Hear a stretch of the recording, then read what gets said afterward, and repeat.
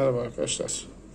Xiaomi Mi 6 telefonun kulak sesinin az gelmesinin sebebi, şimdi göstereceğim filtrede geçerli. Bunları söküyoruz.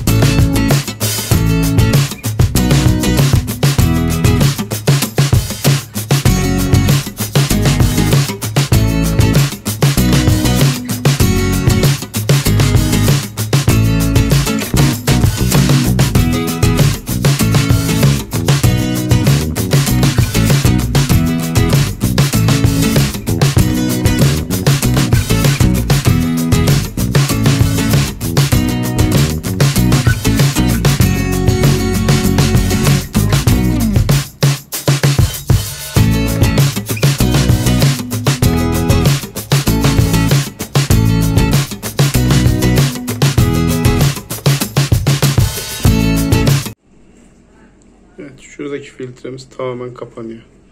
Ben çözüm olarak buradaki filtrenin tamamını söktüm. Bundan sonra ses gayet iyi gelmeye başladı. Herhangi bir yazılım, herhangi bir parça değişimi yok. Tamamen bu filtreden kaynaklı.